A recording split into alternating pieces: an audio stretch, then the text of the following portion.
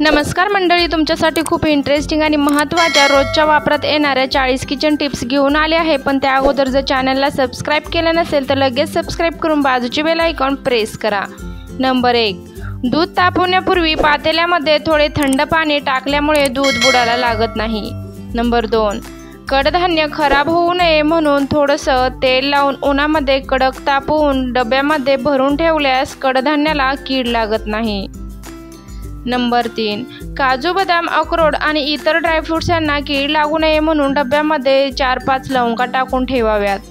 Number 4, लाल मिरची दळायला देण्यापूर्वी तिला मोहरीच्या तेलाचा हात लावल्यामुळे मसाल्याचा रंग किंवा लाल तिखटाचा रंग वर्षभर लाल जसा आहे तसाच टिकून राहतो।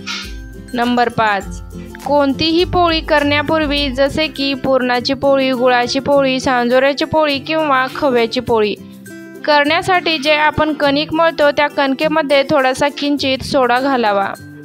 नंबर 6, घरच्या घरी पनीर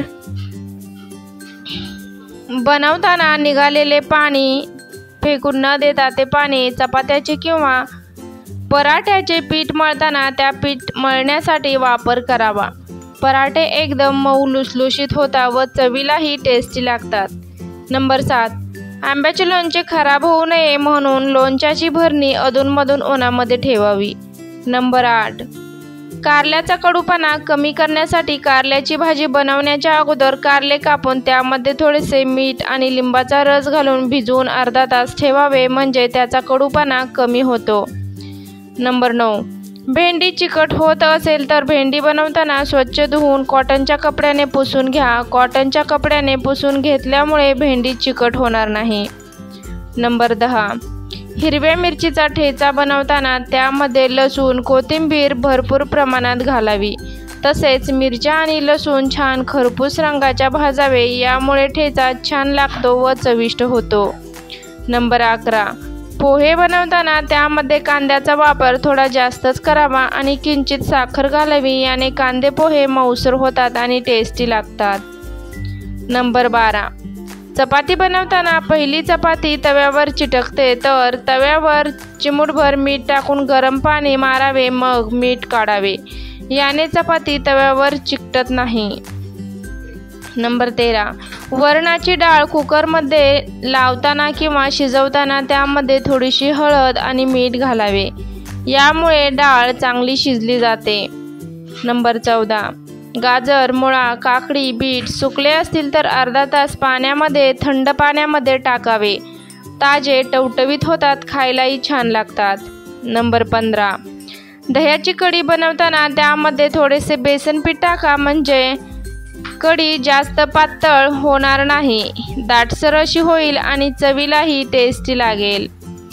नंबर 16, कांद्याची पात बनवताना त्यामध्ये थोडीशी हरभऱ्याची डाळ भिजवलेली टाकावी, म्हणजे कांद्याची पात जास्त चवदार लागते। नंबर 17, पांढरी शुभ्र चपाती हवी असेल तर दळण आणतेवेळी त्यामध्ये थोडेसे सोयाबीन टाकावे किंवा थोडेसे तांदूळ टाकावे, दोन्हीपैकी एक कोणतेही टाकल्यास चपाती पांढरी शुभ्र व चवीलाही टेस्टी लागते। नंबर 18, कोथिंबीर जास्त काळ टिकवण्यासाठी म्हणजे जास्त दिवस टिकविण्यासाठी कोथिंबीर आणल्यानंतर कोथिंबीरीच्या काड्या व काड्यावरती जे पिवळे पानं असतात तो पाला काढून व डेटो खुडून व्यवस्थित एका पेपरमध्ये गुंडाळून कॅरीबॅगमध्ये घालून ठेवल्यास कोथिंबीर 15 ते 20 दिवस आरामात टिकते। पेपरला जर पाणी सुटले किंवा त्यावेळेस पेपर बदलून परत कॅरीबॅगमध्ये ठेवल्यास जास्त दिवस कोथिंबीर टिकून राहते। नंबर 19, चिगळाची भाजी करताना भाजीला ज्या भाजीला मुळे असतात त्या सर्व मुळे खुडून काढाव्यात व त्यामध्ये थोडीशी भिजलेली हरभऱ्याची डाळ टाकून कांदा कापून थोडीसं लाल तिखट जास्त उचलून टाकल्यास चिगळाची भाजी जास्त टेस्टी लागते। नंबर 20, तांदूळ कुंदराची भाजी करताना ती भाजी खुडून व्यवस्थित तव्यामध्ये परतून त्यामधील पाणी पिळून मग डबल लसणाची फोडणी घेऊन भाजी बनवावी, म्हणजे भाजी गाळ होत नाही व चवीलाही टेस्टी लागते।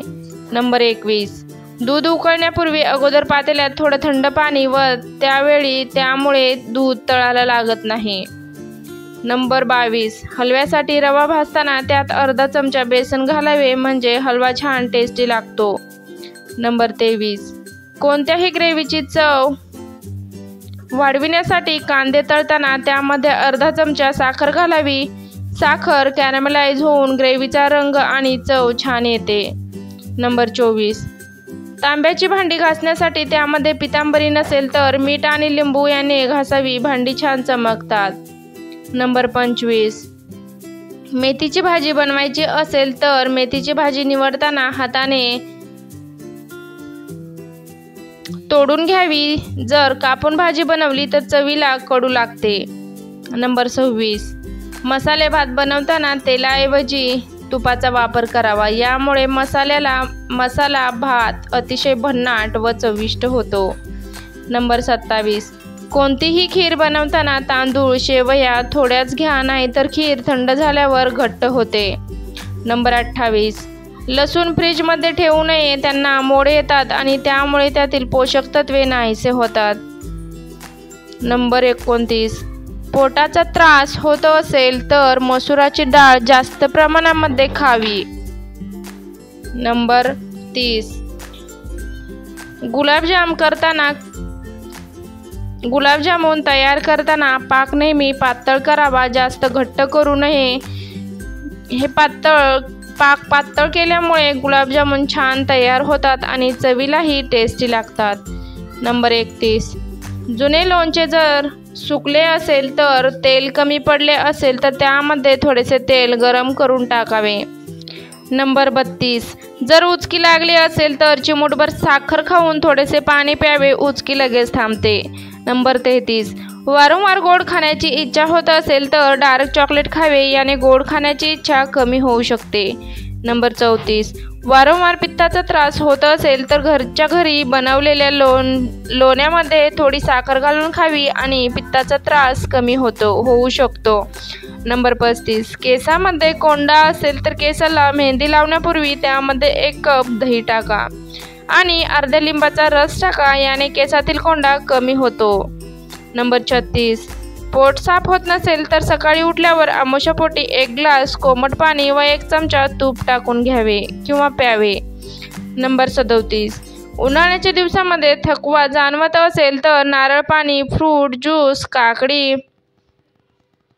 गाजर, कलिंगड असे पाणीदार फळे खावीत। नंबर 38, गव्हाच्या पिठामध्ये थोडेसे बेसन मिक्स करून त्याच्या चपात्या खाल्ल्याने पोट मजबूत राहते।